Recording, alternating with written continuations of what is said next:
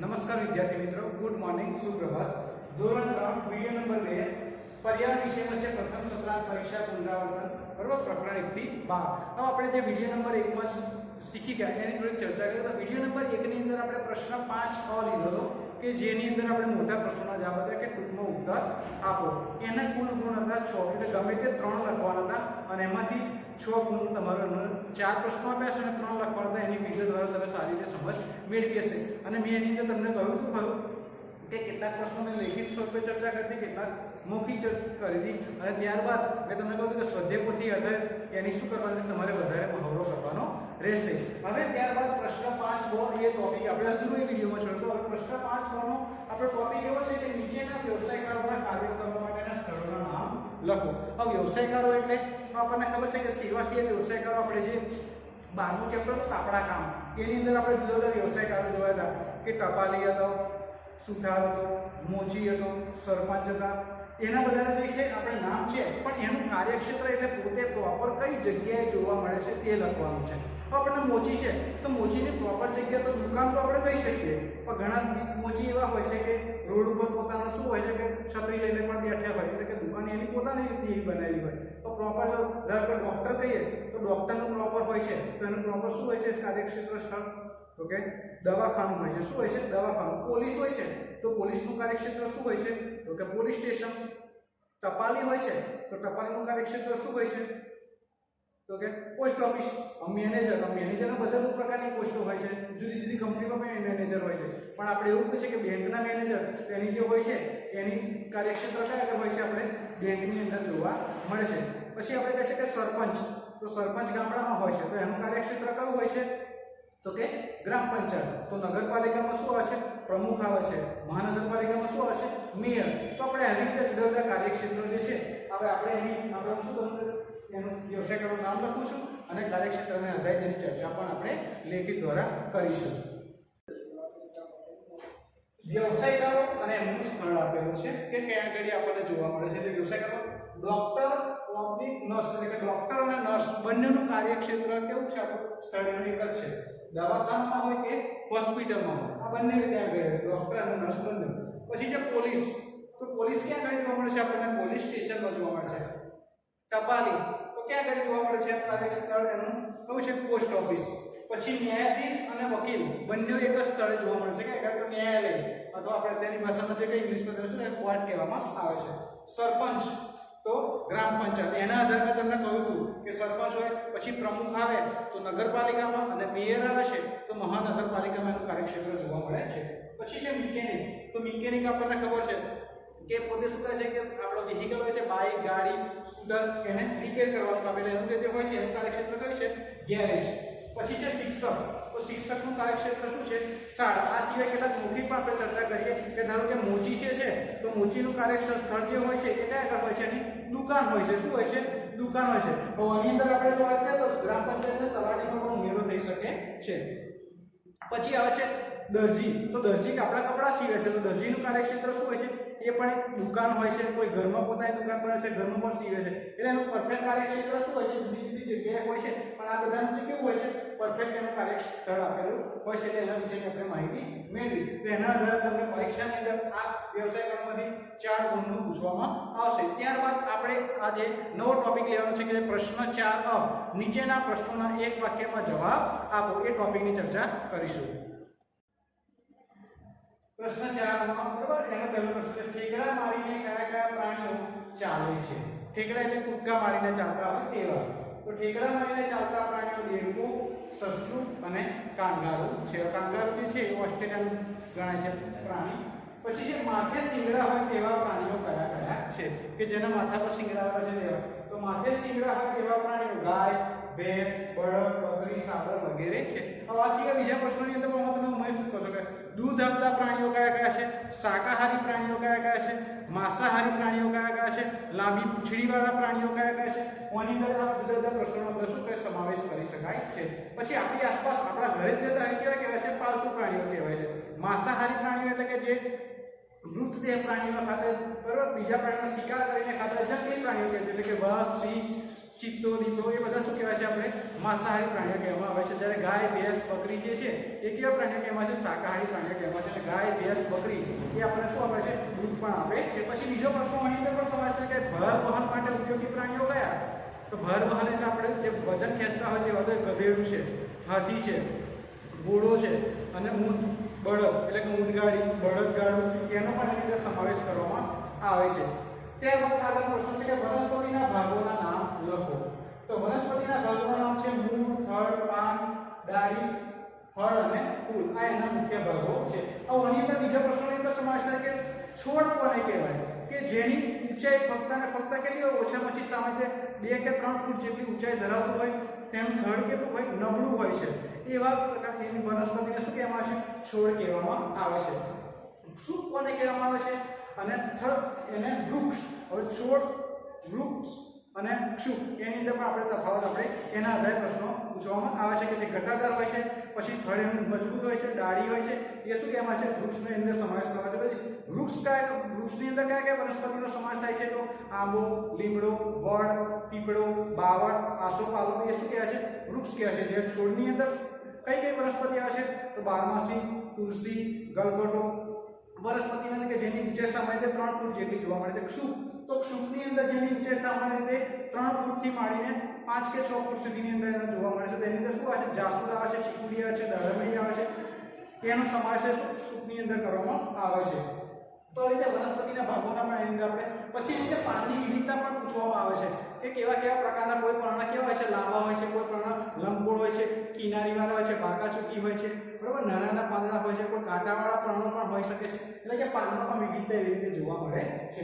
ત્યારબાદ પ્રશ્ન 4 છે ગંદુ પાણી પીવાથી કયા કયા રોગો થાય છે? આપણે ચોખ્ખું પાણી પીએ છીએ તો એ સામાન્ય અમુક પ્રકારના જીવાણુ પ્રસરી જાય છે તો બીમાર થઈ જાય, તો ગંદુ જ પીવાનું કહે છે. તો ગંદુ પાણી પીવાથી ટાઇફોઇડ, કોલેરા, મરડો, કમળો વગેરે જેવા રોગો થાય છે. અને એનું નિદાન પછી આપણે ડોક્ટર જોડે જવું પડશે. ડોક્ટર આપણને શું આપે છે? એડમિટ પણ કરે છે, કદાચ બોટલ ચડે છે, ઇન્જેક્શન આપે છે, એનો કોર્સ પણ કરવો પડે છે. આ શું હોય છે? જેવો રોગ થયો હોય એ પ્રમાણે. પછી છે પૃથ્વી પર પાણીની જરૂર કોને કોને પડે છે? આપણે પૃથ્વી પર દરેક સજીવ સૃષ્ટિનો સમાવેશ થયો છે.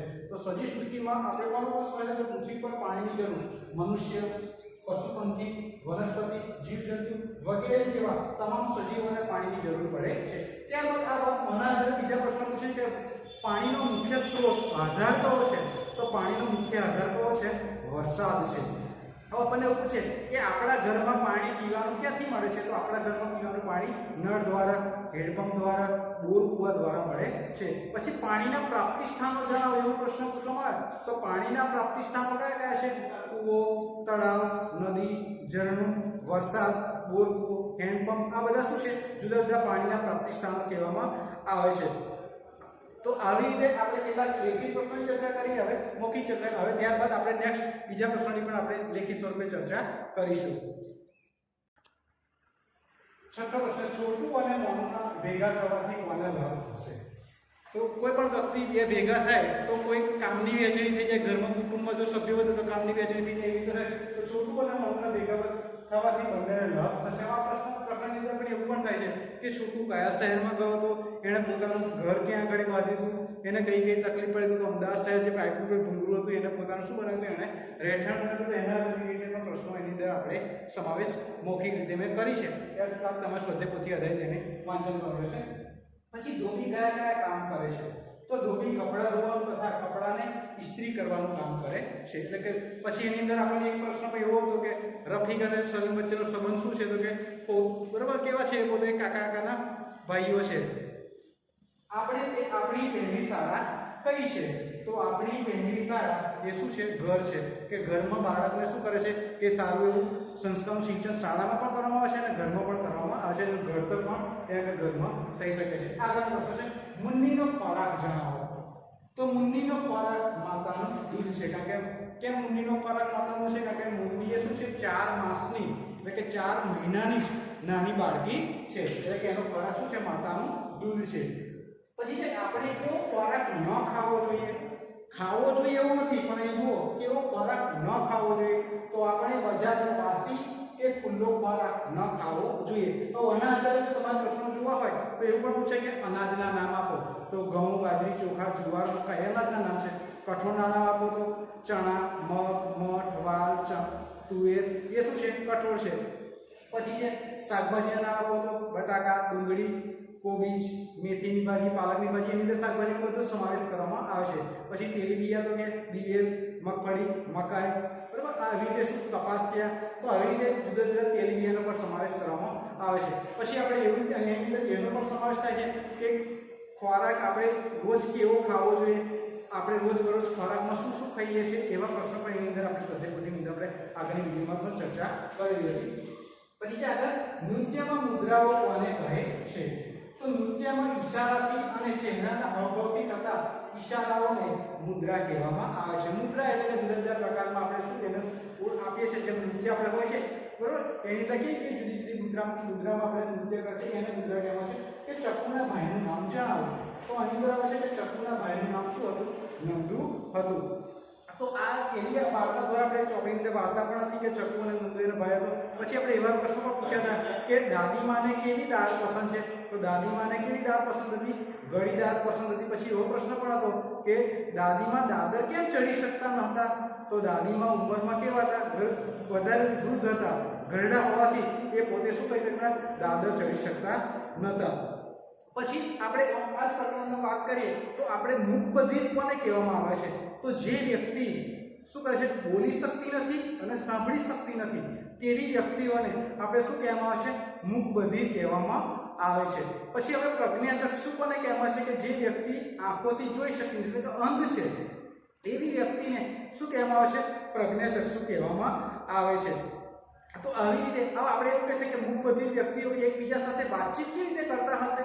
આપણે પ્રશ્નની ચર્ચા કરતા મૂકબધિર વ્યક્તિઓ જે હોય છે એકબીજા સામે વાતચીત કેવી કરે છે? ઈશારાથી કરે છે, બરાબર. આપણે પાણી પીવો કેવો ઈશારો કરે છે? સાંભળવું આમ કરે, બરાબર. ટીવીનું આમ એવી રીતે જુદા જુદા પ્રકારના શું કરે છે? ઈશારાથી વાત કરે છે. તો આપણે આવા કેટલાક પ્રશ્નોની લેખિત ચર્ચા કરી, હવે કેટલાક શું કરે? મૌખિક કરે. હવે ત્યારબાદ થોડાક પ્રશ્નોની આપણે વધુ વિગતે એની ચર્ચા કરીશું.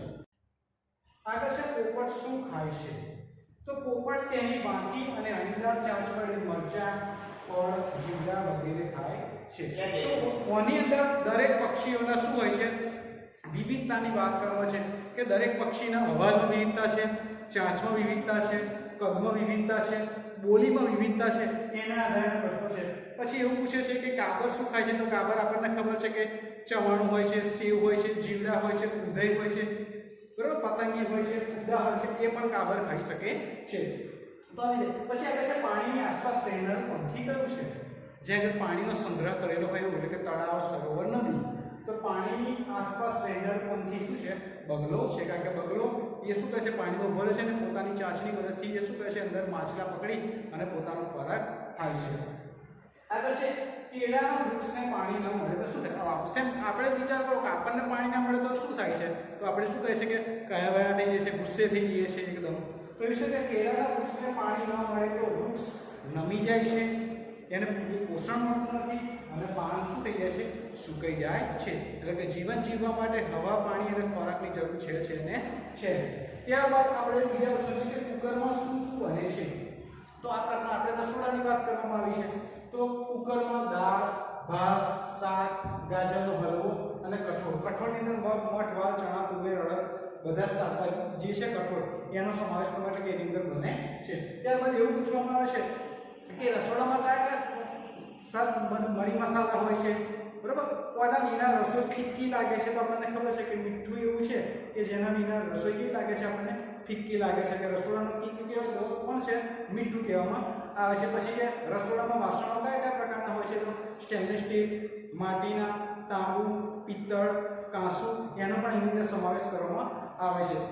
ત્યારબાદ છે લોખંડના રસ્તાઓનો શું અર્થ થાય છે? તો આપણી મુસાફરીવાળા સાધનોની વાત છે, તો બરાબર. તો એની અંદર લોખંડના રસ્તાઓ એટલે આગગાડી એટલે ટ્રેન જેના પર જાય છે તે રેલવેના પાટા, કે રેલવેના ટ્રેક હોય છે એની પરથી જે ચાલે છે એ. પછી એની અંદર આપણે એ પણ કહ્યું કે કેટલાક સાધનો 3 પૈડાવાળા હોય છે, 2 પૈડાવાળા હોય છે, 6 પૈડાથી વધારે પણ હોય છે. તો આપણે ખબર છે કે 1000 થી વધારે મુસાફરી કોના કરાવે છે? ટ્રેન કરાવે છે. હવાઈ દ્વારા ચાલતા વાહનો કયા કયા હતા એની અંદર? તો વિમાન, હેલિકોપ્ટર, રોકેટ, એ શું હતું? હવાઈ મુસાફરી. પછી એવું પૂછે કે આપણા માર્ગો કેટલા છે ગુજરાત રાજ્ય? તો ગુજરાત રાજ્યના 4 માર્ગો છે: સડક માર્ગ, રેલ માર્ગ, હવાઈ માર્ગ અને જળ માર્ગ. તો હવાઈ માર્ગના સાધનો આપણે ચર્ચા કરી. હવે કે રોડ માર્ગના સાધનો જે છે, સડક માર્ગના સાધનો કયા કયા છે? તો રિક્ષા, સ્કૂટર, બાઇક, ટ્રક એનો સમાવેશ થાય છે. જળ માર્ગના સાધનો કયા કયા છે? તો સ્ટીમર, હોડી એનો સમાવેશ થાય છે. પછી આપણે કહીએ છીએ કે રેલવે વાળા, ટ્રેક વાળા, તો આગગાડીના અંદર સમાવેશ કરવામાં આવે છે. તો આવી રીતે જુદા જુદા પ્રકારના વાહનોની પણ ચર્ચા કરી હતી આપણે. પછી કેટલાક જે છે એ પેટ્રોલથી ચાલે છે, ડીઝલથી ચાલે છે અને સીએનજી ગેસ કે એલપીજી ગેસથી પણ આપણે શું વાહનો ચાલી શકે છે. ત્યારબાદ આગળનો પ્રશ્ન છે 18મો કે નદી કે સાગરની મુસાફરી શાના દ્વારા શક્ય બની છે? કે આપણે નદી અને સાગર આવશે તો પાણીની મુસાફરી આવે છે.